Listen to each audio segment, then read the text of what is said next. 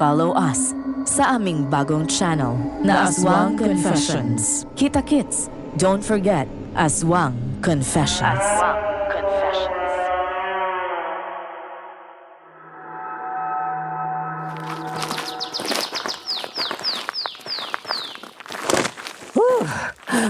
Pagod na ako. Malayo pa ba tayo? Paring Migo, bakit naman dito mo pa naisipang magbakasyon tayo?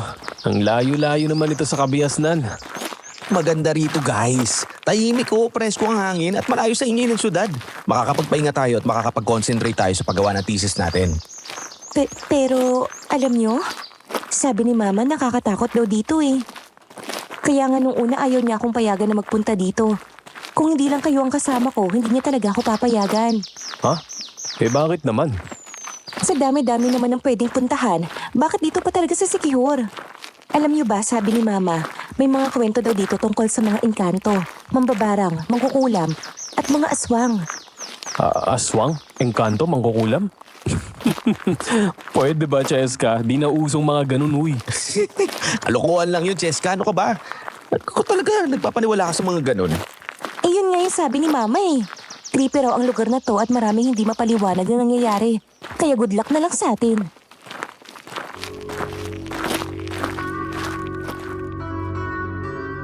Isang masayang araw sa inyong lahat. Ako po si Ken, hindi ko tunay na pangalan. Isa akong video editor sa isang advertising company sa Makati. Marami na akong napakinggan na mga kwento sa inyong channel tungkol sa mga nakakatakot na karanasan ng inyong mga sender. Kaya naman, nais ko ring ibahagi ang aming naging karanasan ng mga kaibigan ko noong nagbakasyon kami sa Siquijor. Doon namin naisipang magpunta bilang paghahanda para sa aming thesis noong nag-aaral pa kami sa college. Hindi ko nababanggitin ang eksaktong lugar sa Siquijor at ang totoong pangalan ng mga kaibigan ko at iba pang tao upang maprotektahan ang kanilang privacy. Bago ko simulan ng kwento, nais kong sabihin na hindi talaga ako naniniwala noon sa mga engkanto, maligno, mambabarang, mangkukulam at maging sa aswang. Ngunit pagkatapos ng mga nangyari sa amin sa Siquijor, tiyak na magpapatindig din ito ng inyong balahibo. Kaya halina't samahan niyo ako sa kwentong ito at tuklasin ang hiwagang bumabalot sa misteryosong isla ng Siquijor.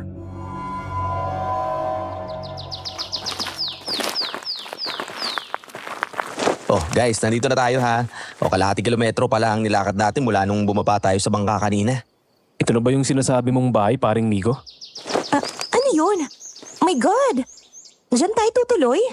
Oo, bakit? Okay naman na. Hindi na natin kailangan magrenta. Makakatipid pa tayo. Pero ang creepy ng bahay na yan. Parang nakakatakot sa loob oh. Mukhang haunted house. Alam mo, kanina pa. Siyempre, luma na yan kaya ganyan. Pero sa tingin ko, mukha namang maayos at makakapag-relax tayo dyan. Sure ba kayo na walang multo dyan? Tignan nyo oh. Mukha talagang bahay ng multo yan. Wala!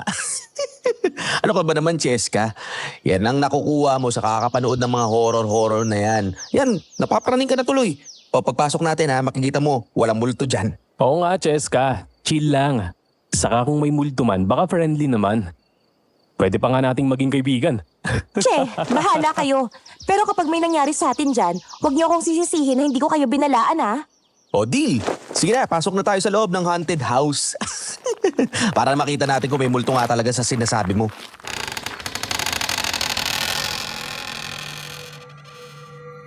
Dahan-dahang binuksan ni Migo ang kahoy na pinto. Napansin namin na hindi yun nakakandado, kaya tuloy-tuloy kaming pumasok. Bumungad sa amin ang madilim na loob ng lumang bahay. Amoy alikabok at mga gamit na halatang matagal nang hindi nagalaw. Ang bawat sulok ng bahay ay tila tahimik na nagmamasid. Nag-aabang sa kung ano ang susunod naming gagawin. Kinuha ko ang flashlight sa dala kong backpack at binuksan ko yun.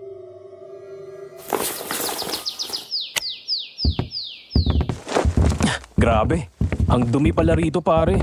Mukhang magja-general cleaning pa tayo rito. Yeah, ang dirty naman dito. Kahit Kahit kailan talaga ang palpak ng plano mo, Migo. Patutuloyin mo kami sa maruming lugar na to? Ngayon pa lang, hindi na ako tatagal dito eh. Oh, relax lang guys. Konting linis lang naman ang kailangan natin ditong gawin eh. Oh, at isa pa, huwag ka na magreklamo, Cheska. Wala ka ng choice. Bumalik ka sa pinanggalingan natin na mag-isa kung gusto mong sa iba tumuloy. O basta kami ni Ken dito. Hindi kami aalis dito, di ba pare? At saka kami naman ni paring Migo ang maglilinis eh. Hindi mo kami kailangan tulungan, Cheska. Kaya namin to. Ayokong bumalik na mag-isa. Napapagod na ako. Ano pa nga bang magagawa ko kung hindi pagtiisan ng lugar na to? Basta bahala kayong dalawa na maglinis dito, okay? Hindi ako maaasahan dyan. Sisimulan na sana namin ni Migo ang paglilinis nang may marinig kaming kumakaluskos mula sa loob ng isang lumang aparador na nasa tabi ng mesa.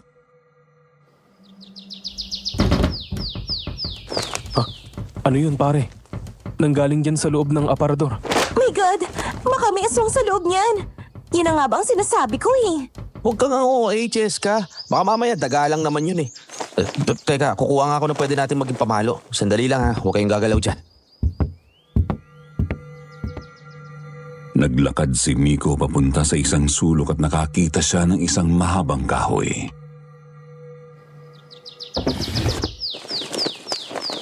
Ayos, ito na. Tara pare, tingnan natin kung anong gumagalaw dyan sa aparador. Maingat kaming lumapit sa aparador. Dinig na dinig namin ang kumakaluskos mula sa loob. Kahit pare-pareho kaming kinakabahan, mabilis na binuksan ni Migo ang aparador.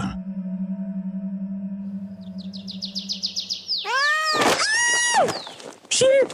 Pusang itim pare!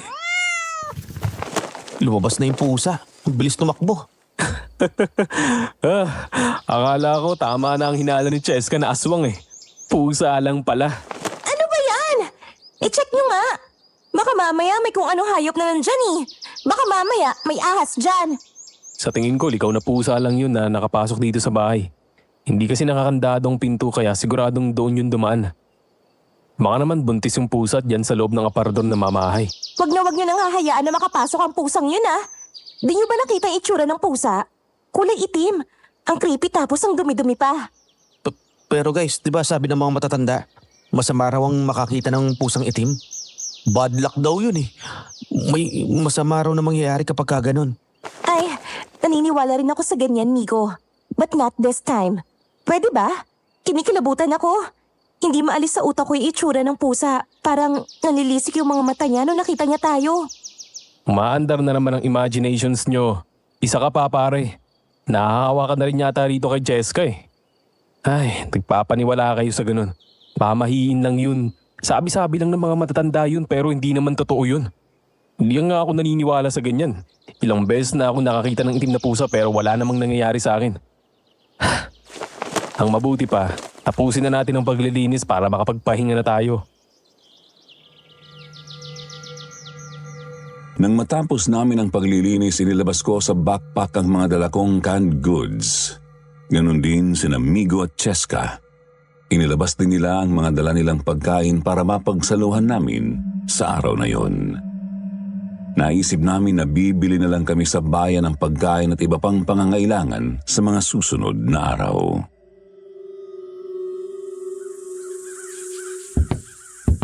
Wow! Maayos naman pala tong bahay kapag nalinis eh. At saka, ngayon ko lang napansin na parang vacation house pala dito. Yun nga lang, sobrang luma na talaga. At parang panahon pa ng mga sinaunang tao ang nakatira dito eh. Napansin ko rin yan. Ayos lang pala itong bahay na tumigo. Kanino bang bahay ito pare? Mukhang 100 taon nang hindi natitirahan to ah. Hindi, pag-aari ito ng kapatid ng lolo ko. Matandang binata yun nang bigla na lang nawala rito. Kaya nga kapag naaalala ni lolo yung nangyari sa kapatid niya, hindi niya maiwasang maiyak eh. Kasi hindi niya alam kung buhay pa o patay na kasi nga wala namang natagpo ang katawan eh. Ha? Paano naman nawala ang kapatid ng lolo mo? Bigla na lang nawala dito sa Sikihor. Hindi na raw siya nakauwi sa bahay niya at wala nang nakakaalam kung anong nangyari sa kanya. You mean, bigla na lang siya nag-disappear?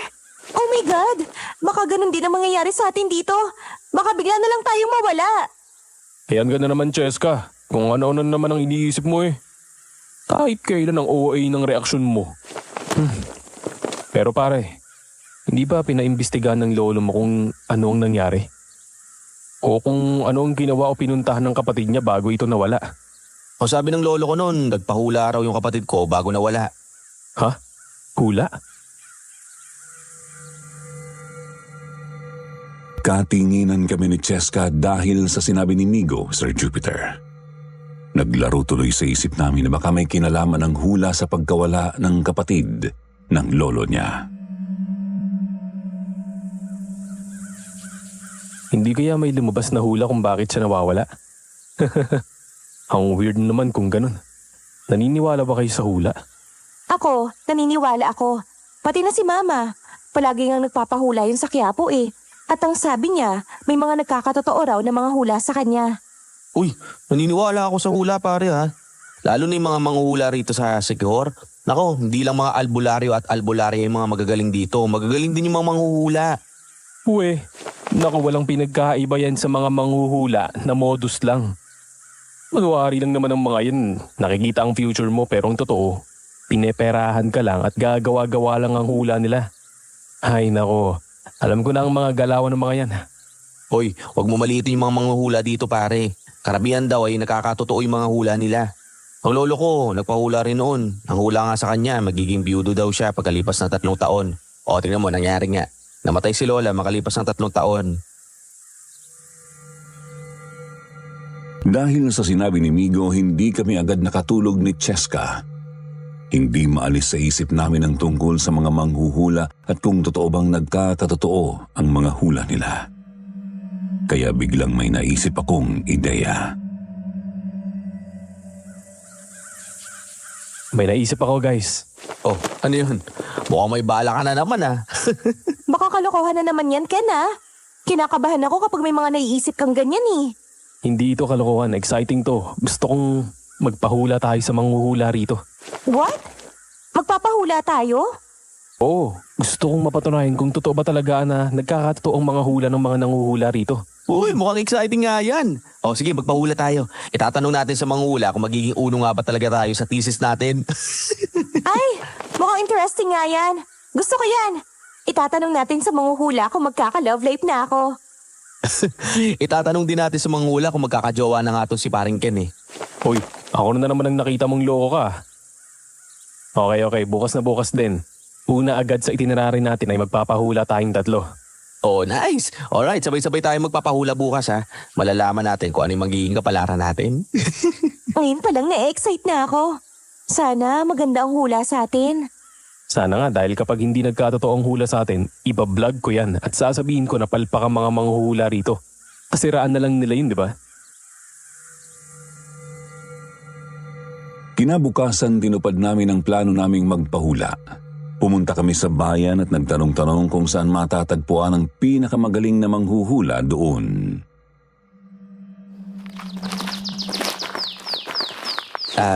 Excuse me po. Pwede po bang magtanong? May nagsabi po kasi sa amin na dito daw matatagpuan yung pinakamagaling na manghuhula. Oo. Doon sa may dulo, malapit sa puno ng akakasya. Siya si Aling Melba, ang pinakamagaling na manghuhula dito. Magpapahula ba kayo sa kanya? Opo Manong, sabi sa amin, hindi pa raw siya nagkakamali sa mga hula niya. Kaya magpapahula po kami sa kanya. Ngunit nang marinig ang mga sinabi namin, nakita kong kumunot ang noo ng matanda. Tila may napuno ng pag-aalala ang kanyang mukha. May problema po ba Manong? Oo nga po. Bakit po napasimangot kayo? Akala ko po ba pinakamagaling siya manghuhula, bakit po ganyan ang mukha niyo? Oo. Si Aling Melba ang pinakamagaling na manghuhula rito at nagkakatotoo talaga ang hula niya. Pero... Pero ano po, Tatang? Magsasalita na sana ang matanda ngunit may tumawag sa kanya na isang matandang babae. Nang lingunin namin ang matanda ay seryoso ang mukha nito na nakatingin sa matandang lalaki at napapailing. Kaya imbes na sagutin kami, nagmamadali siyang nagpaalam sa amin. Pasensya na kayo. Tinatawag na kasi ako ng asawa ko eh.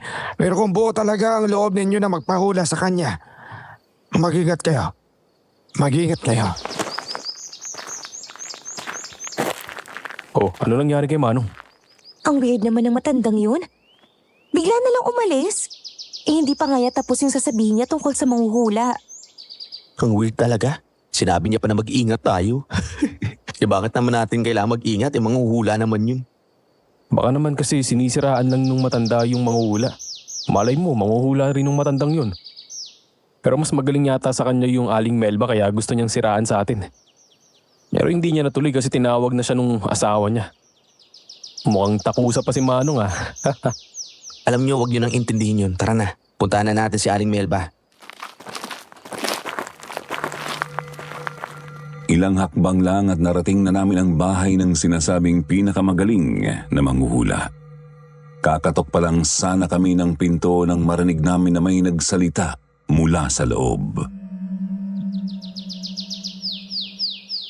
Pumasok na kayo.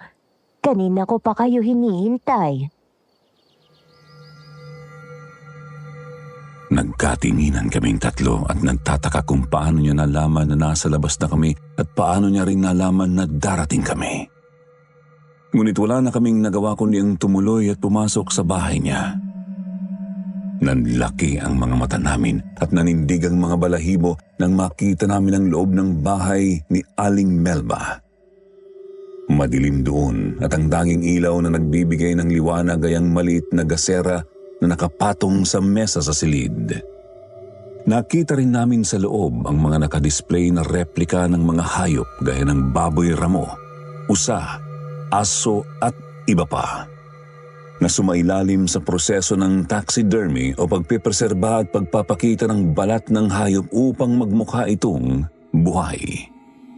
Ginagawa ito bilang dekorasyon o koleksyon ng mga may kaalaman sa ganong larangan. Huwag na nga lang kaya nating ituloy. Nakakatakot dito eh. Ang creepy. Shh! Huwag kang maingay. Baka marinig tayo ng manghuhula. Maya-maya biglang lumitaw sa harap namin ang isang matandang babae, si Aling Melba. Magandang araw sa inyo. Tama ba? Kayong tatlo ang magpapahula. Mas lalo kaming kinilabutan nang makita namin ang itsura ng manghuhula. Meron itong makakapal na kilay, maitim na balat at malalaking bilugang mga mata na parang luluwana. Literal na mukha itong bruha o mangkukulam.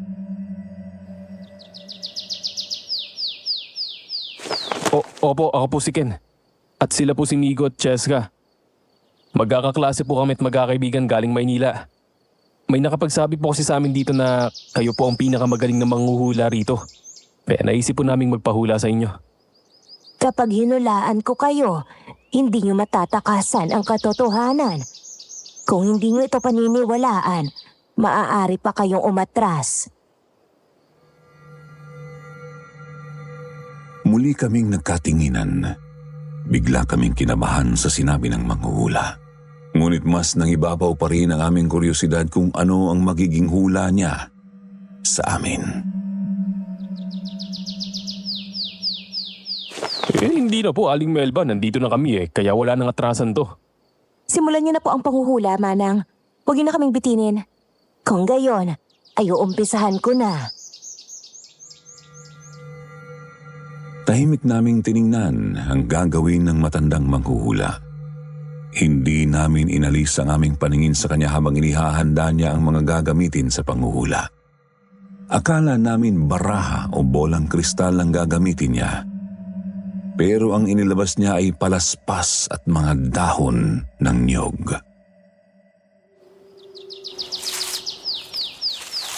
Ha? Yan po ang gagamitin niyo sa panghuhula? Oo, iho.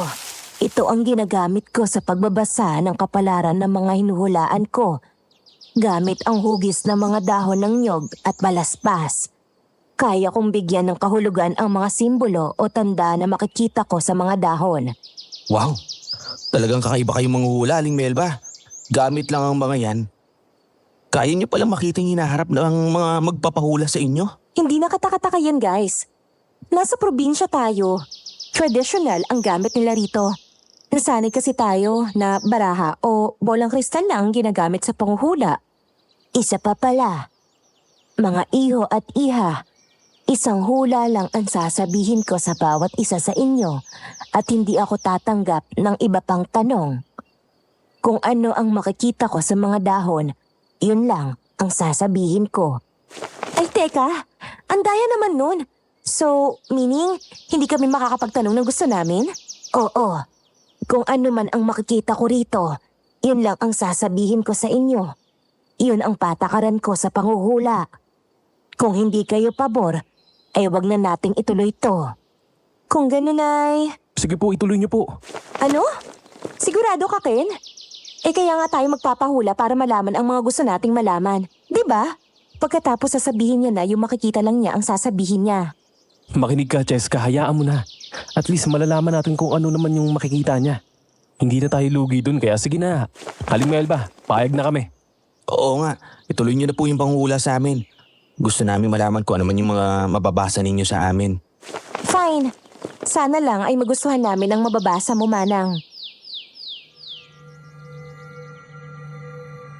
At sinimulan na nga ni Aling Melba ang panghuhula gamit ang tradisyonal na paraan na ginagawa niya.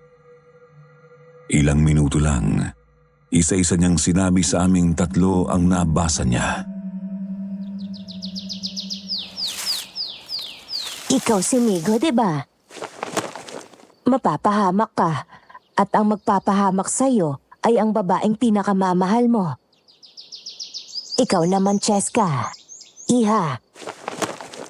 Maaaksidente ka na magiging sani ng iyong kapansanan. At ikaw, Ken. Magkakaroon ka ng kakaibang karamdaman na magdadala sa'yo sa bingit ng kamatayan. Ano? Ilang minuto kaming hindi nakagalaw sa kinauupuan namin. Sandali kaming inalipin ng sindak at takot sa mga narinig naming hula galing kay Aling Melba. Unang nakabawi sa pagkatulala si Migo.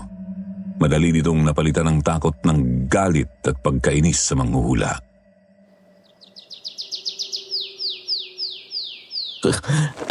Kalokohan yan.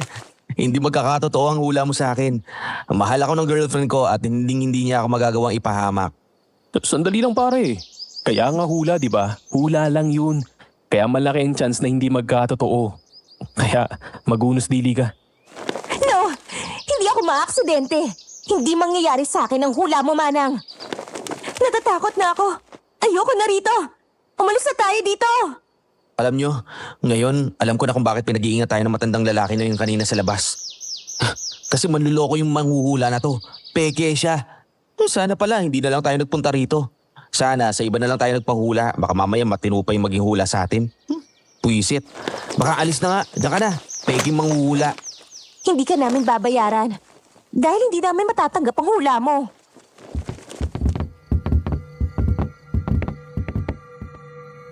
Sa labis na galit at hilakbot, nagmamadali kaming umalis sa bahay ng manghuhula.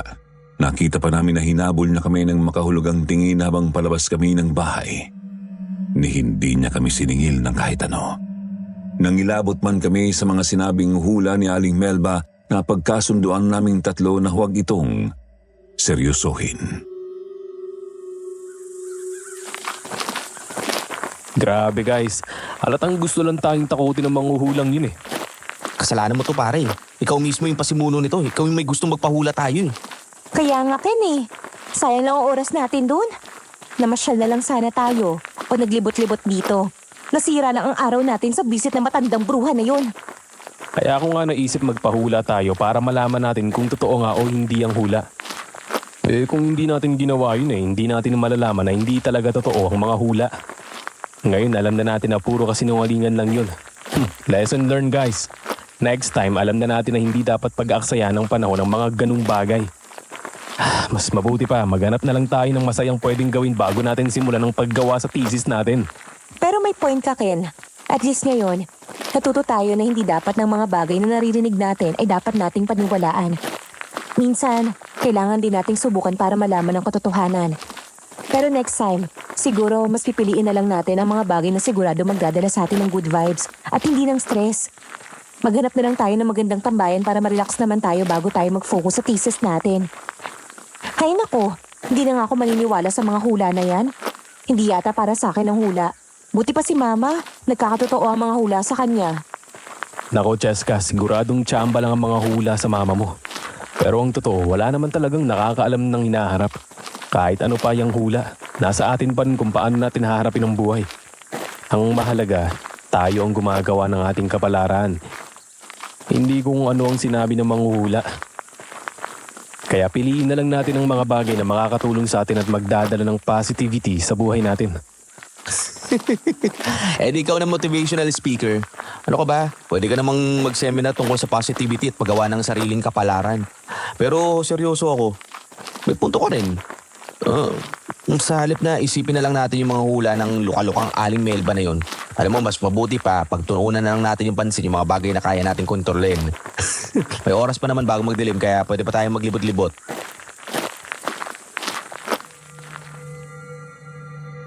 Kinalimutan namin ang mga hula ni Aling Melba at inubos ang oras sa mas masasayang bagay.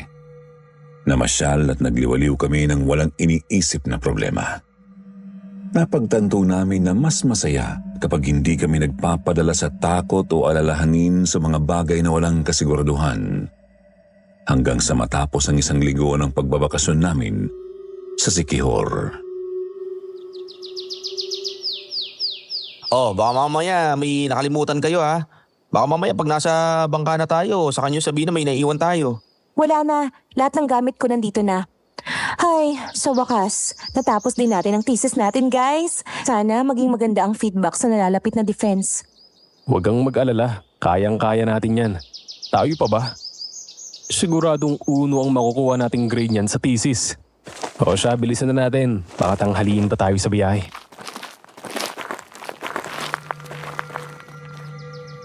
Hanggang sa makabalik kami sa Maynila, tuluyan ang nawala sa isip namin ang mga hula sa amin ni Aling Melba. O paano, kita na lang tayo sa school, guys. Sige, ingat kayo ha. Galingan natin sa defense ha. Okay, bye-bye guys. Chat-chat na lang.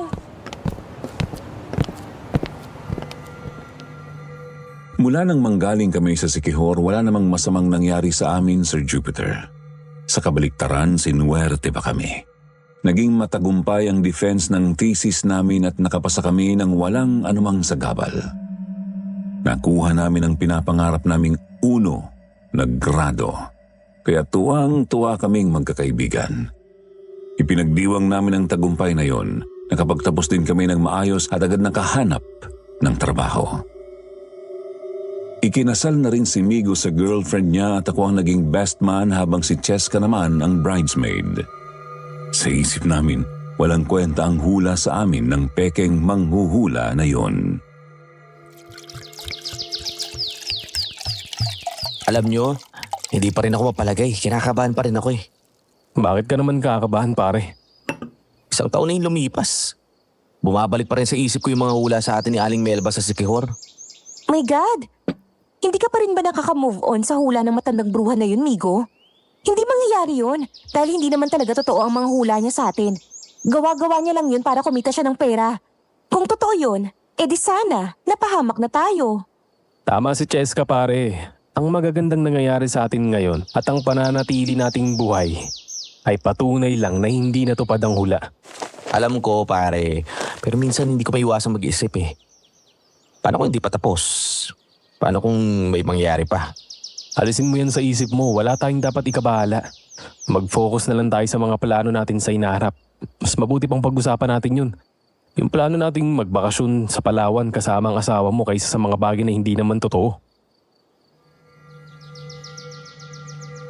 Buong-buo ang paniniwala ko noon na maayos na ang lahat, Sir Jupiter. Pero doon pala ako nagkamali. Dahil magsisimula pa lang ang lagim sa aming tatlo. Isang gabi habang mahimbing na natutulog si Migo at ang asawa niya, bigla raw siyang nagising sa kalagitnaan ng gabi. Ginising siya ng asawa niya, takot at namumutla. Oh, darling. Bakit? Anong problema? Ang sabi ng asawa niya, may naririnig daw silang nagbubukas ng pinto sa kwarto nila. Ang ipinagtataka pa nito, nakalak naman ito mula sa loob, kaya imposibleng may magbukas ng pinto mula sa labas. Ano? Paano naman nangyari yun? Ako baka nananaginip ka lang. Ha? Walang papasok dyan sa pinto dahil naka-double lock yan. Sige na, matulog ka na ulit. Akala ni Migo, isang beses lang mangyayari yun. Pero hindi. Ilang ulit na itong nangyari. Ginigising siya ng asawa niya sa kalagitnaan ng gabi. Sinasabing may naririnig daw itong nagbubukas ng pinto. Hindi lang yun, may naririnig din itong kaluskos sa labas at nakakatakot na pag-ungol ng kung ano. Kaya minsan naiinis na siya sa asawa niya. Naging paranoid na raw ito sa mga naririnig. Isang gabi, hindi na niya natiis ang asawa. Ano ka ba, Patrice? Gabi-gabi na lang ganyan ka. Ano ba yung kinakatakot mo? Wala naman ako naririnig eh. Baka mamaya nag-i-imagine ka lang ng kung ano-ano dyan. Kung ano-ano na lang naririnig mo. Napupuyat na ako sa iyo eh. Nakakabwisit ka na. Halos araw-araw na nabubuhay sa takot ang asawa ni Migo. Napapraning na ito. Kaunting kaluskos lang, natatakot na ito at nagsisisigaw. Isang gabi pag-uwi ni Migo galing sa opisina, naabutan niya itong nagsisisigaw sa loob ng bahay nila. Patrice, anong nangyari sa'yo? Bakit ka ba sigaw na sigaw? Ang sabi ng asawa ni Migo, may pumasok daw na aswang sa loob ng bahay nila. Nanlaki ang mga mata ni Migo nang marinig yun. Tinanong niya ang asawa kung anong klaseng aswang nakita nito at ang sagot ng asawa niya ay nakakatakot daw ang itsura ng aswang. May matalim na pangil, mapupulang mata at parang may mga pakpak na humahampas sa hangin habang naglalakad ito papasok sa bahay nila. Naguluhan si Migo, hindi alam kung maniniwala o hindi sa kwento ng asawa. Ngunit may sinabi pa ang asawa niya na mas ikinagulantang ni Migo. Nakasuot daw ng office uniform ang aswang na pumasok sa bahay nila. Napagtanto ni Migo na siya ang tinutukoy ng asawa na aswang, kaya hindi pa rin tumitigil sa pagsigaw ang asawa nang dumating siya. Ano? Hindi ako aswang, darling. Ako to si Migo. Ako mister mo. Anong pinagsasabi mo dyan? Anong kalokohan to? Kahit na nagpakilala na siya sa asawa, hindi pa rin ito tumigil sa pagsigaw. Takot na takot pa rin ito sa kanya. Sa sobrang takot, binato nito sa kanya ang lahat ng madampot nito sa loob ng bahay. Tigilan mo na to, Patrice. Hindi ka na nakakatuwa. Walang aswang. Hindi ako aswang. Ako nga itong asawa mo si Migoy. Ano ka ba? Gumising ka na nga dyan sa kaibangan mo. Dahil ayaw pa ring paawat ng babae, wala nang ibang nagawa si Migo kundi ang daanin sa dahas ang asawa. Hinawakan niya ito ng mahigpit sa kanang braso at pagkatapos ay pinagsasampal ito sa pisngi para matauhan. Nang tumigil sa pag-iyak at pagbawala ang asawa niya, nagbalik ang katinawan nito at nakilala siya. Nilapitan siya ng asawa, hinaplos ang mukha niya at nang matanto na siya yun at hindi aswang, muling umiyak at yumakap sa kanya at humingi ito ng tawad. Okay na, darling. Sige na, stop crying na. Patawarin mo ako kung napagbuhatan kita ng kamay. Hindi mo kasi ako pinapakinggan kanina eh. Nagwawala at nagsisigaw ka. Sinasabi mo aswang ako. Saan mo ba nakuha yung idea na yan ah? Hindi ako aswang, tao ako. Paulit-ulit na humingi ng tawad ang asawa at ipinangako na hindi na mauulit ang mga nangyari. Mas hinigpitan pa ng babae ang pagkakayakap kay Migo at sinabi na natatakot pa rin ito at huwag niya itong iiwan. Baka daw bumalik ang aswang. Hinayaan na lang ni Migo ang asawa at pinakalma ito. Ano kaya nangyayari sa asawa ko? Bakit niya naman ako pinagkakamalang aswang? Di Hindi ko maintindihan kung bakit siya nagkakaganon eh. Mabuti pa siguro, ipakonsulta ko na lang siya sa espesyalista. Nag-aalala na ako sa mga kinikilos niya eh. Ngunit bago pa niya magawa yun, wala siyang kamalay-malay na nakatakda ng maganap ang hula ni Aling Melba para sa kanya. Pagpasok niya sa kwarto nilang mag-asawa, napansin niyang napakadilim doon. Bakit padaling? Wala mong kuryente. Naisip niyang tapain ang switch ng ilaw, pero Nako po. Walang kuryente. Ay mag-ilaw ah. mabuti na lang at meron siyang dalang maliit na flashlight sa bulsa at yun ang ginamit niya para kahit papaano ay lumiwanag ang loob ng kwarto. Nang tuluyan na siyang pumasok at tinawag ang pangalan ng asawa, bigla niyang narinig ang malakas na pagsigaw nito. Gamit ang ilaw mula sa flashlight, hinanap ni Migo ang asawa at natagpuan niya ito na nakasiksik sa gilid ng kama. Takot na takot. Paulit-ulit nitong sinasabi na may nakapasok na aswang sa loob ng kwarto at siya raw ang tinutukoy nitong aswang. Patrice, ako to si Migo. Tigilan mo na ipagtawag sa akin ng aswang, hindi ako aswang. Don't worry. Bukas na bukas, ipapatingin na kita sa doktor para malaman natin kung ano ba talaga nangyayari sa'yo. Hindi kita pababayaan, darling. Tutulungan kita. Ngunit hindi sa pinakinggan ng asawa at sa halip mas lalo pa itong nagwala at naghisterikal. Halos takasan na ng katinuan ng asawa ni Migo sa labis na takot. Nagawa nitong damputin ang gunting sa ibabaw ng cabinet at walang habas siyang pinagsasaksak sa iba't ibang bahagi ng katawan. Paulit-ulit din itong sinasambit ang "Mamatay ka, aswang, mamatay ka." Darling, hindi ako aswang. Darling, hindi ako aswang. Huwag! Kahit duguan na, nagawa pa rin ni Migo na makalabas sa kwarto. Aktong bababa na siya sa hagdan ng madulas at nahulog siya sa hagdan. Saka lamang natauhan si Patrice nang makitang nahulog siya sa hagdan, nakahandusay sa sahig at walang malay. Huli na nang matuklasan niyang si Migo nga ang asawa at hindi isang aswang. Dahil sa nangyari, nagising ang mga kasambahay at tumawag sa mga otoridad. Isinugod si Migo sa ospital at mabuti na lang hindi malubha ang mga saksak niya sa katawan at ang pagkahulog sa hagdan, kung hindi, ikinamatay na niya. Dahil sa nangyaring insidente, dinala si Patrice sa isang mental institution upang masuri at magamot.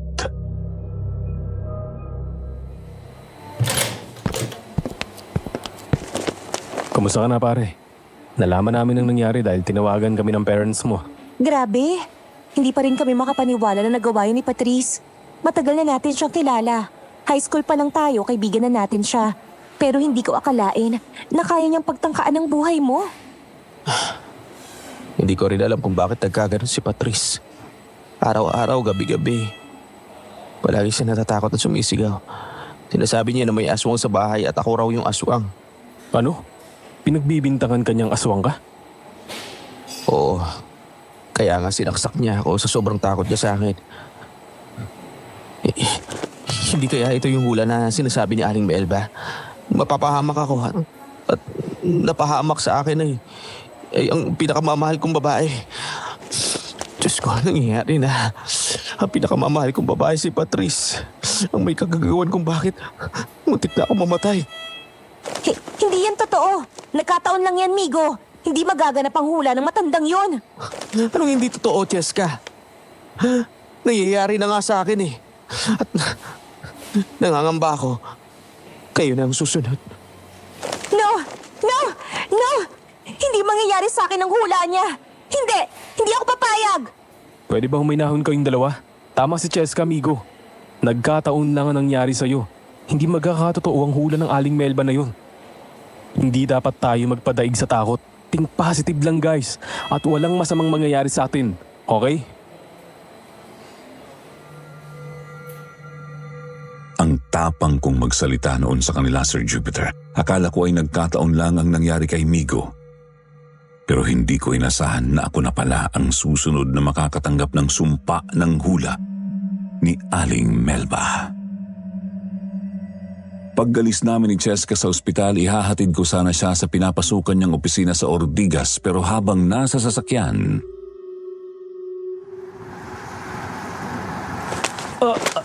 Teka! Aray! Aray ko! What's wrong, Ken? nakaramdam ako ng matinding pangangati sa buong katawan ko kaya hindi ko nagawang ituloy ang pagmamaneho. Inihinto ko muna ang kotse sa tabi ng highway.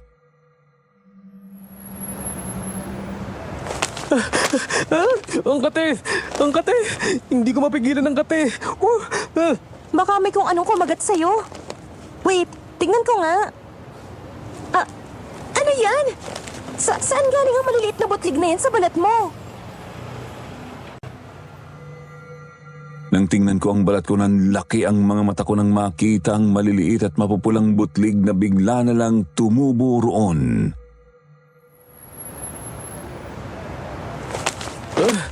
Ano ang mga to? Bakit bigla na lang akong tinubuan ng ganito? Ang kate! Don't stretch it. Baka magkasugat at maimpeksyon. Kailangan nating bumalik sa ospital, Ken, para matignan ng doktor kung ano ang mga butlig na yan sa katawan mo. Ako na magmamaneho. Pagbalik namin sa ospital, agad na sinuri ng doktor ang mga tumubong butlig sa katawan ko. Ang sabi niya, ngayon lang daw siya nakakita ng ganong klaseng sakit sa balat. Hindi raw yun bulutong at hindi rin tigdas. Ha? Hindi niyo alam kung anong klaseng sakit ang tumubo sa balat ko, Dok? Di ba doktor kayo? Dapat alam niyo kung anong klaseng sakit to. Ano ba to? May gamot ba to? Sabihin niyo sa akin kung paano mawawala to. Ken, huwag kang ganyan magsalita kay Doc. Ano ka ba? Hindi madadaan yan sa init ng ulo. Ikaw kaya magkaroon ng ganito sa katawan mo. Hindi iinit ang ulo mo. Hindi ka mababahala kung saan nanggagaling ang lecheng sakit sa balat na to. Ang hula! Ken! Nagkatotoo ulit ang hula! Ang hula sa'yo ng matanda ay magkakaroon ka ng malubhang sakit. Di ba? Nangyari na ang hula sa'yo. Hindi. Nagkataon lang ito. Hindi totoo to, Cheska. Hindi ito malubha. Simpleng sakit lang ito sa balat. Pero, hindi ka ba nagtataka na magkasunod na nangyari yun sa inyo ni Migo? Siya, muntik nang mamatay sa kamay ng asawa niya. At ikaw naman, ay bigla na lang dinapuan ng kakaibang sakit sa balat. Hindi coincidence to, Ken. Kung nangyari sa inyo ang mga hula ng matanda, ako na ang susunod. Tumigil ka, Cheska. Hindi totoo ang hula ng matandang yon. Nagkataon lang to. Hindi malala ang sakit ko, okay? Pero Ken, mula nang hulaan tayo ni Aling Melba, palagi na akong kinakabahan. Hindi nawawala ang pangamba sa dibdib ko. Sa anumang oras o anumang araw ay pwede mangyari ang hula niya. Hindi ko lang sinasabi sa inyo ni Migo kasi ayaw ko magmukhang mahina o paranoid. Pero sa totoo lang, sobrang takot na ako. Pwede ba? Huwag tayong gumawa ng sarili nating multo. Hindi totoo ang hula. Hindi magkakatotoo ang mga hula sa atin. Yan ang isiksik mo sa utak mo, Cheska. Ipinaalam namin ni Cheska kay Migo ang nangyari sa akin at pati siya ay sang-ayon kay Cheska. Ken, unti-unti nang nangyayari sa atin mga hula niya sa atin. Tapos na ako. Ikaw naman ngayon. Siguradong si Cheska na ang susunod. Hindi na talaga biro to. Totoo ang hula sa atin ng matanda. Oh Diyos ko, anong gagawin natin? Ayoko maaksidente.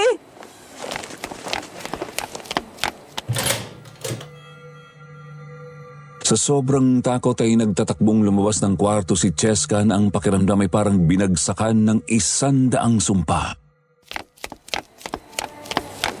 Ayoko mangyari sa akin ang hula. Kung nangyari sa kanila, hindi pwede mangyari yun sa akin.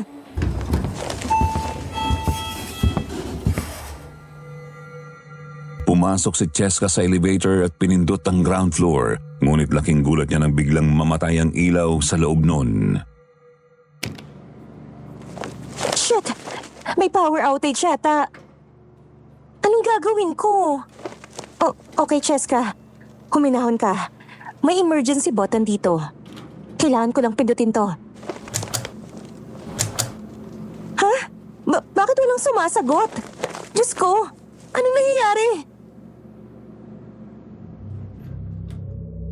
Malapit na siyang magpanik sa mga oras na yon nang biglang Ay, thank God. Mabuti naman at may kuryente na ulit. umandar ang elevator. Ngunit imbis na sa ground floor, huminto ito sa basement ng ospital. Teka, bakit sa basement? Ground floor ang pinindot ko ah. Pinindot niyang muli ang button ng ground floor ngunit hindi ito gumana. Nanatiling bukas ang pinto ng elevator. Hindi sumasara kahit ano ang gawin niya. Ano ba to?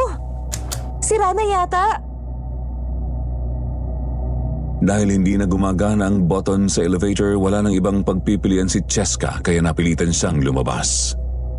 Nang makalabas siya ng elevator, napansin niyang nasa basement parking lot pala siya ng ospital.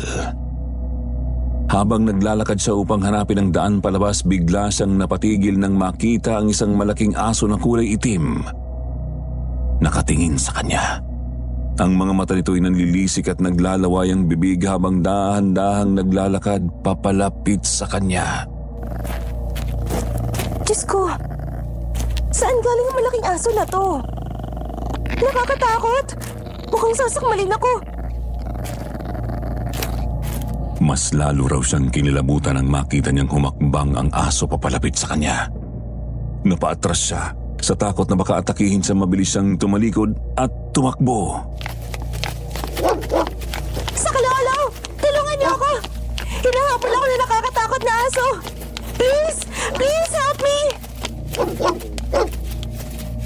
Hinabol siya ng malaking aso. Dinig na dinig niya raw ang mabigat nitong mga yabag sa likuran niya. Buong lakas niyang tinakbo ang makitid na pasilyo ng basement kahit hindi alintana ang direksyon. Sa pagtakbo, hindi niya napansin na nakalabas na pala siya ng ospital at dire-diretso na sa kalsada. Sa isang iglap, isang SUV ang biglang sumulpot sa kanyang harapan.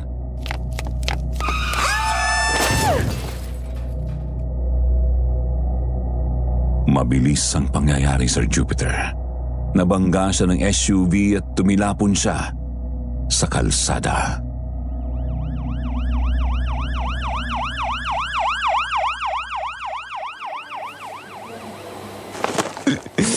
Kawawa naman si Cheska, pare. Hindi niya deserve ang nangyari sa kanya. Paano niya tatanggapin yun? Paano? Hanggang ngayon, hindi pa rin siya nagkakamalay. Wala siyang kaalam-alam na sa paggising niya. Hindi na siya magiging kagaya ng dati. Matindi raw kasi ang impact ng pagbangga sa kanya ng SUV. Nagkaroon ng malaking pinsala ang mga buto niya sa paa. Kaya kinakailangan na putulin ng mga yun, Migo. Hindi ko kayang isipin kung paano niya haharapin to. Hindi ko kaya makita siya na ganun, pare. Napakahirap talaga tanggapin. Ngayon niya tayo kailangan, pare. Kailangan natin maging matatag para sa kanya. Kahit na masakit para sa atin na makita siya sa ganung kalagayan. Kasalanan itong lahat ni Aling Melba. Naganap din ang hula niya kay Cheska na maaaksidente siya. At magkakaroon ng kapansanan dahil siya nabangga siya ng SUV. Pinutol ang paa niya. Ayun na maghuhula yun. Makarma rin sana ang demonyo yun.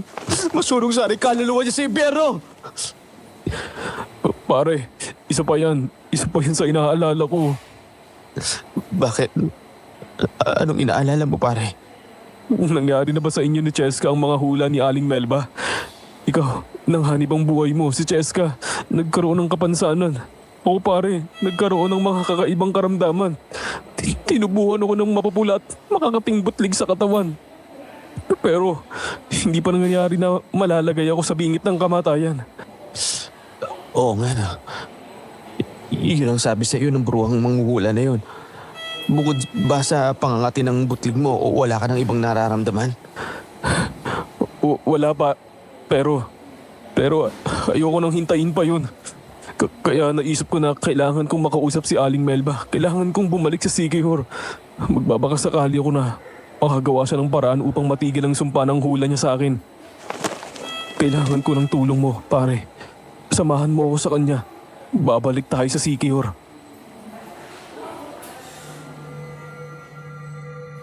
Nang bumuti ang kalagayan ni Migo at pinayagan na siya ng doktor na makalabas ng ospital ay naghanda na siya upang sumama sa akin pabalik sa Sikihor para harapin ng manghuhulang si Aling Melba. Ako naman sa kabila ng kakaibang sakit sa balat ay pinilit kong bumiyahe. Umaasa na hindi ganap na mangyari sa akin ang kabuuan ng hula ng kakaibang manghuhula. Bago kami umalis, dumalaw muna kami kay Cheska na nananatiling walang malay matapos ang aksidenteng nangyari sa kanya. Habang nakatingin kami sa payapang mukha ni Cheska, ramdam namin ni Migo ang bigat ng sitwasyon. Lumapit si Migo sa akin at may binulong.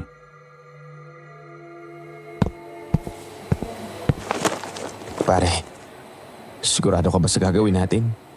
Tutuloy ka ba talaga? Kailangan na hindi maging ganap ang hula sa akin, pare. Ayokong malagay sa bingit ng kamatayan. Bakit, pare? Nagdadalawang isip ka ba na sumama ka sa akin? Hindi naman, pare. Pero hindi ko maiwasan na kabahan. Alam mo yun, parang may mali eh. Pero hindi ko matukoy kung ano. Hindi ko alam kung anong mangyayari sa pagbalik natin doon. Pero bilang kaibigan mo, sige, susuportahan pa rin kita sa desisyon mo. Ayoko lang mapahama ka. Nahihiya kasi ako sa'yo, pare, sa inyo ni Cheska. Kundi dahil sa kagustuhan kong magpahula tayo sa kanya, hindi mangyayari sa atin ang lahat ng to.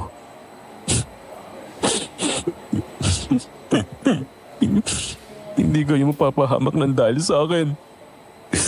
Kaya sinisisi ko ang sarili ko sa mga nangyari. Hindi mo kasalanan, pare. Si Aling Melba ang may kagagawa ng lahat ng ito. Dahil sa hula niya, nagkandaletse-letse tayong lahat eh. Siya ang dapat sisihin, hindi ikaw. Kaya kung may paraan para hindi maging buo ang hula sa'yo, kailangan nating malaman yon. Nandito lang ako, pare. Sasamahan kita. Salamat, pare. Alam kong mahirap to pero kailangan kong subukan. Oo, pare. Malalagpasan mo rin to. Nagmamadali kaming bumiyahe papuntang Sikihor. Pagdating namin doon ay magdidilim na. Habang naglalakad kami papunta sa bahay ng manghuhulang si Aling Melba, nakita ulit namin ang matandang lalaki na nakausap namin noon. Nakatitig siya sa amin ng seryoso. Animoy may gustong sabihin.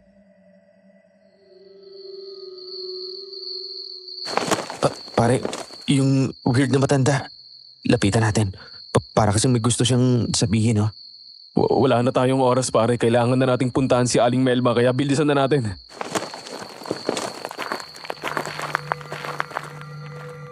Bagamat nagtaka kami sa makahulugang mga titig ng matanda ay nagpatuloy kami sa paglalakad papunta sa bahay ng manghuhula.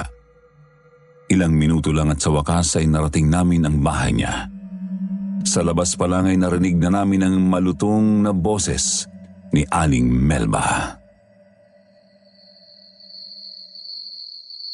Kanina ko pa kayo hinihintay. Maaari na kayong pumasok.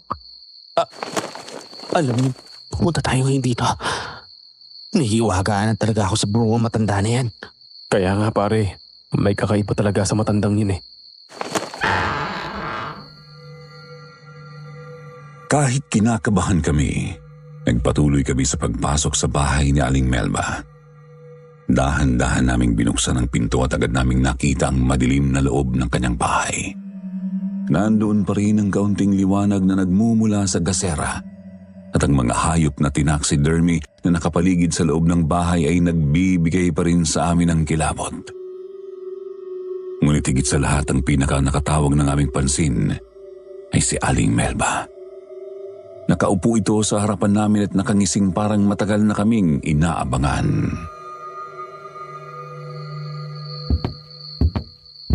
Alam ko kung bakit kayo bumalik dito, mga iho.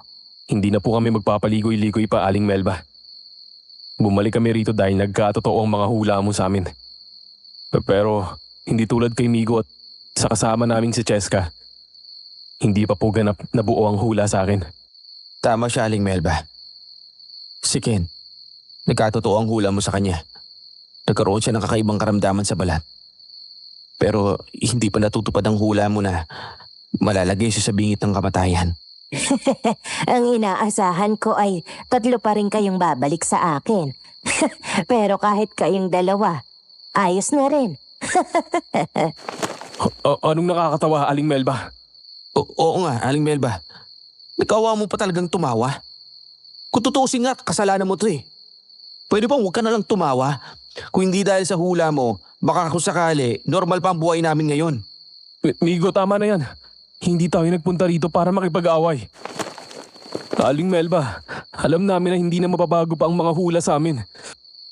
Pero gusto ko pong malaman kung may paraan pa para hindi mabuo ang kabuuan sa mga hula sa akin. Ayokong malagay sa bingit ng kamatayan. Kaya nakikiusap ako sa inyo na kung pwede, ay baliin mo na ang hula. Magbabahid ako kung kinakailangan.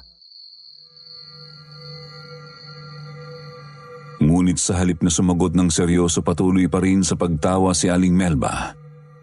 Matapos ang ilang sandali, tumigil siya at muling nagsalita. Mga hangal! Hanggang ngayon ba ay naniniwala kayo na totoo ang hula ko sa inyo?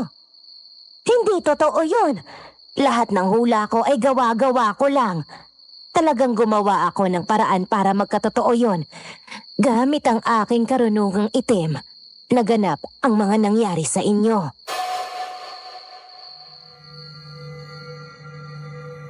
Napanganga kami ni Migo sa sinabi ni Aling Melba.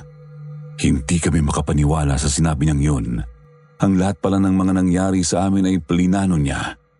Kasinungalingan na ipinagtibay gamit ang kanyang kakaibang kaalaman.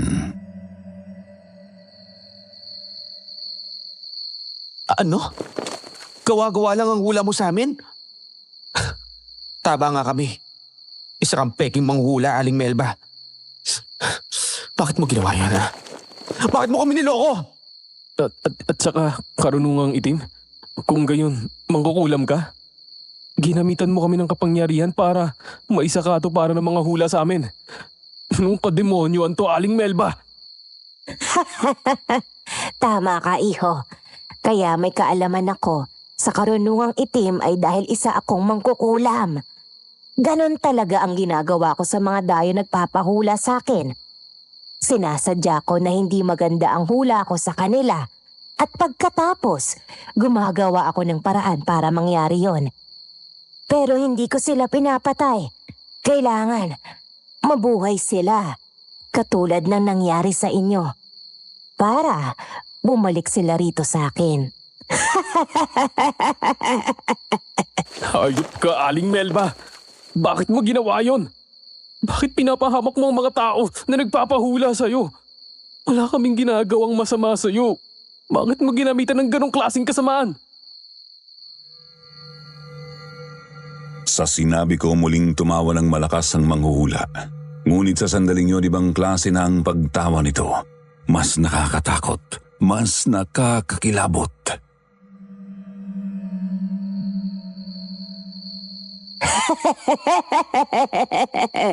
Ginagawa ko yun para magkaroon ako ng pagkain. Anong ibig mo sabihin? Diyos ko! Huwag mo sabihin. Tama ang narinig niyong dalawa. Dahil sa ginagawa ko, nakakakuha ako ng pagkain.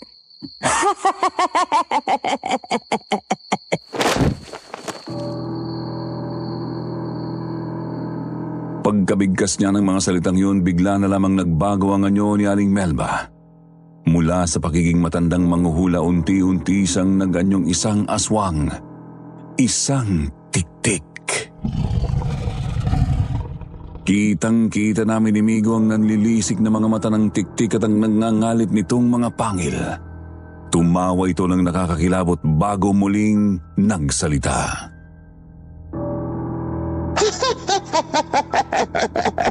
Isa akong aswang na tiktik na nambibiktima ng mga dayo sa lugar na to. Sinasadya kong hulaan sila ng hindi maganda. Tapos, ginagamit ko ang karunungang itim ko para magkatotoo ang mga hula ko sa kanila. Hindi ko sila pinapatay agad. Kailangan maging mahina muna sila. Kapag mahina na sila, madali ko silang makakain. Tulad ng kaibigan nyo na nakaratay ngayon sa ospital. Iyong naputulan ng mga paa. Dahil sa mahina niyang pangangatawan, madali ko siyang makakain. Ngayon nga, kahit nasa malayo siya, amoy na amoy ko ang mabango niyang dugo at mukhang masarap ang kanyang mga laman loob. Pero kung malakas pa ang biktima, tulad niyang 2 oras at nagawang makabalik dito, doon ko sila bibiktimahin. Hindi ako direktang nang bibiktima sa lugar na to upang hindi ako panghinalaan ng mga tao rito na isa akong aswang. Wala kang kasama, Aling Melba. Niloko mo kami at niloko mo rin ang mga inosenteng tao na naging biktima mo. Ngayon alam ko na. Kaya nawala. At hindi na nagpakita ang lolo ko noon ay dahil sa iyo siya napahula. Isa siya sa naging biktima mo. Pati ang asawa ko. Nadamay dahil sa kasamaan mo.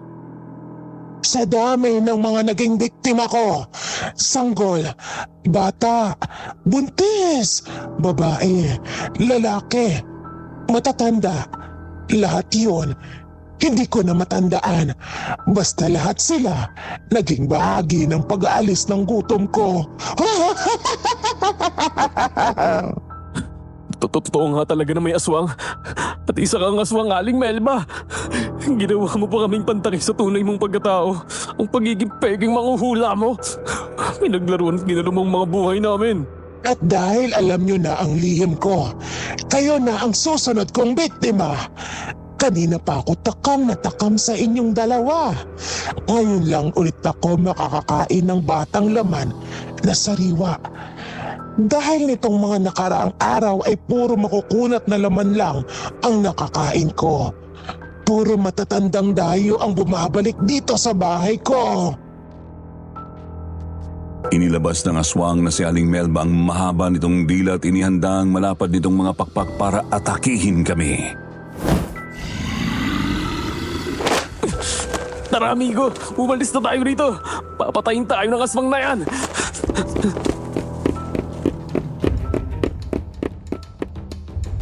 Tumakbo kami palabas ng bahay ni Aling Melbang aswang. Ngunit hindi pa man kami nakakalayo ay agad niya kaming naabutan.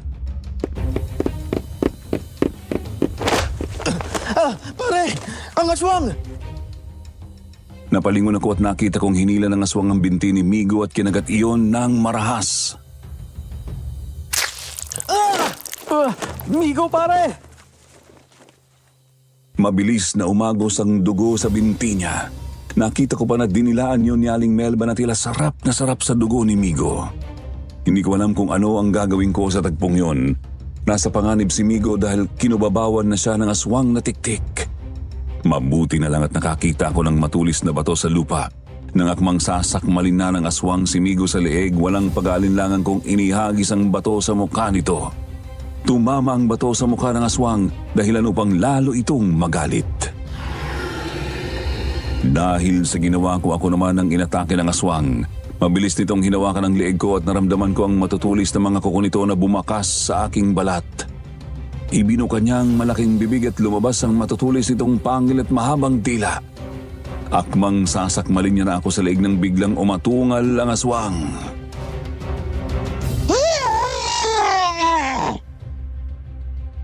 Nakita ko kung paano namilipit sa sakit ang aswang na tiktik nang hinampas ito ng buntot pagi ng matandang lalaki na nakausap namin noon.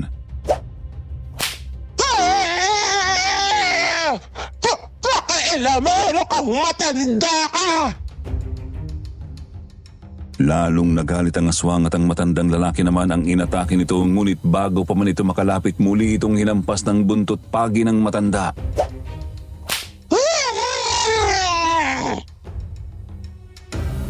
Sa sobrang sakit na pahandusay sa lupa ang tiktik. Dahil doon nagkaroon ako ng pagkakataon na malapitan si Migo. Migo, pare. Ano? Okay ka lang? May sugat ka sa binti. Ayos lang ako pare. Malayo ito sa bituka. Akala ko kanina katapusan ko na. Salamat niligtas mo ako. Papabayaan ba naman kita? Hindi, uy. Hindi ako papayag na maging apunan tayo ng tek-tek na yan. Pero pare tignan mo. Mabuti na lang din. Tinulungan tayo ng weird na matanda na yun. Oo, sasakmalin na rin ako ng aswang kanina pero dumating siya at hinampas niya ng buntot pagi ang tek-tek. Sa tingin mo ba, alam nung matanda na aswang si Aling Melba? Baka yun. Yun yung gusto niya sabihin kanina. Nasa ganung tagpo kami nang magulat kami muli nang marinig ang nakakakilabot na pag-angil ng tiktik. Hindi mo ako madaling mapapatay, Lucas! Hindi ang isang tulad mo ang papatay sa akin! Mabilis na nakabawi ang aswang. Tumayo ito at muling aatakihin ang matanda ngunit mabilis na inilabas ng matanda ang bawang mula sa bulsa nito. Nang makalapit ang tiktik, isinubo ng matanda ang bawang sa bunganga nito.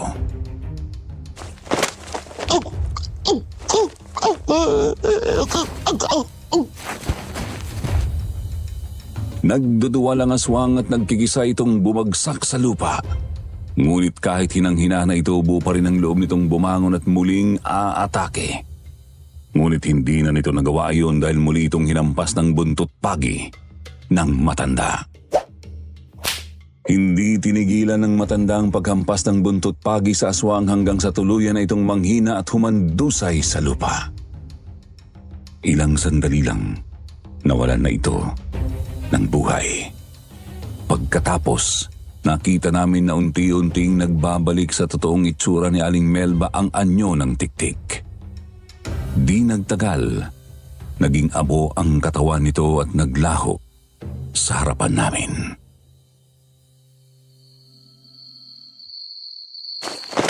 Tatang, salamat po sa pagtulong sa amin.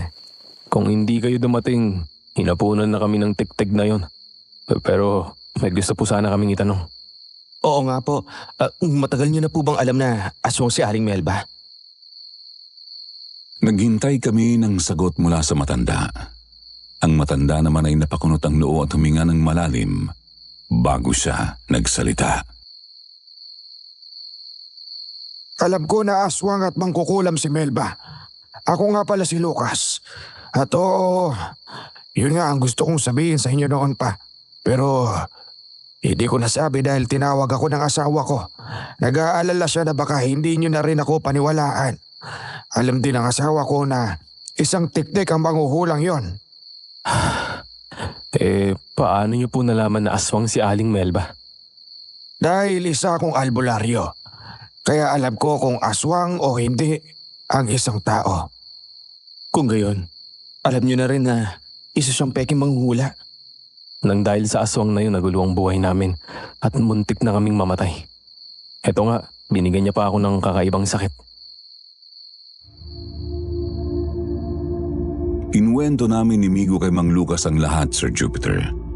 At hindi siya makapaniwala nang malaman niyang hindi totoong manghuhula si Aling Melba. Ang akala niya ay totoo itong manghuhula dahil usap-usapan sa lugar na iyon na wala raw itong palya sa panghuhula. At nagkakatotoo ang lahat ng hula nito. Ngunit hindi niya alam na ginamit lamang ni Aling Melba ang panghuhula upang makapangbiktima gamit ang kaalaman nito sa pangkukulam. At yun po ang nangyari. Kaming tatlong magkakaibigan ay naging biktima ng mga peking hula niya. Muntik na kami mamatay dahil sa kanya. Kaya pinagsisisihan talaga namin na nakilala namin ang peking manghuhula na yun na isa palang tiktik. Sinabi ni Mang Lucas na susubukan niyang gamutin ang sakit ko sa balat. Dahil niligtas niya kami, pinagkatiwalaan ko siya na gamutin ako. At laking gulat nga namin ni Migo nang magsagawa siya ng orasyon dahil unti-unti ngang nawala ang mga butlig ko sa katawan.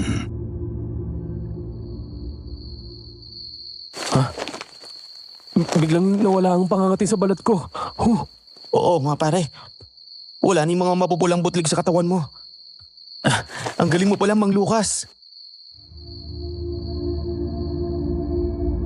Nagulat ako nang biglang gumaling ang kakaibang sakit ko sa balat kaya laking pasasalamat ko kay Mang Lucas. Inalok namin siya ni Migo ng pera bilang pasasalamat sa pagpapagaling niya sa akin at sa pagtulong niya sa amin. Ngunit hindi niya yun tinanggap. Masaya na raw siyang matulungan kami. Matapos ang lahat ng nangyari sa amin sa Siquijor, nagpasa kaming umalis na roon at bumalik na sa Maynila. Pagdating namin sa Maynila, agad kaming pumunta sa ospital kung saan naroroon si Cheska. Kumusta na kaya si Cheska, pare? Sana naman gising na siya. At sana hindi siya mahirapan at tanggapin kung anong nangyari sa kanya.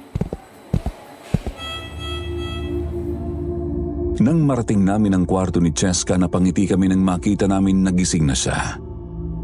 Nang makita niya kami, umiiyak siyang sumalubong sa amin.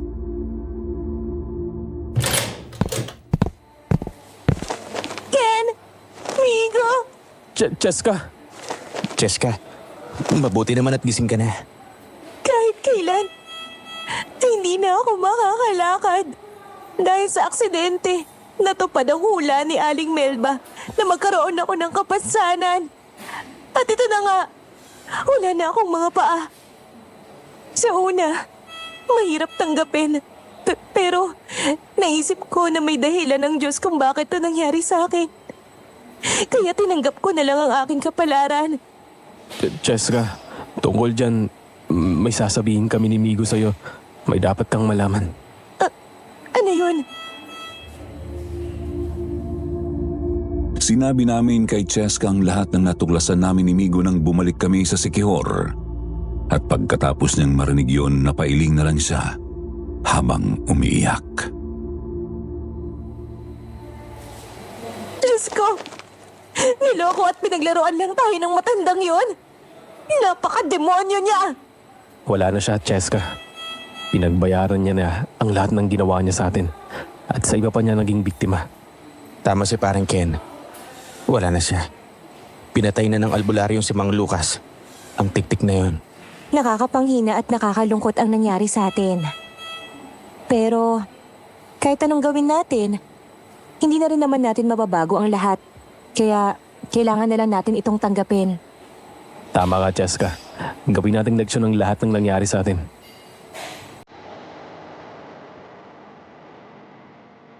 Pagdesisyonan naming tatlo na magpatuloy sa buhay at kalimutan na ang mga masalimuot na nangyari sa amin sa kamay ng pekeng manghuhula at aswang na si Aling Melba.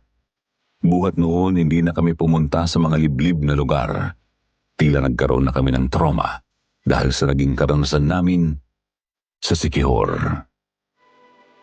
Si Migo ay nasa Canada na, isa ring video editor tulad ko at may sarili na siyang pamilya roon. Si Cheska naman ay isa ng private tutor. Kahit may kapansanan siya, hindi yun naging hadlang upang magpatuloy siya sa buhay. Kaming tatlo ay patuloy na lumalaban sa kabila ng mga pagsubok na dumaan sa amin. Ako, wala pa ring asawa. Wala pang nagkakamali. Pero masaya ako sa pagiging single ko. Habang sinusulat ko ito, Sir Jupiter, hindi ko alam kung maniniwala ang iba sa naging karanasan namin ng mga kaibigan ko. Pero totoo yun. Totoong totoo. Kahit 3 taon na ang lumipas mula nang mangyari yun sa amin, sariwa pa rin sa isip namin ang nakakakilabot na karanasan namin sa aswang na si Aling Melba. Dito ko na po tinatapos ang aking kwento. Sana mapili niyo ito at mailabas sa inyong channel. Maraming salamat sa inyong pakikinig. God bless at more power sa inyong lahat. Muli ako si Ken at ito ang aking kwento.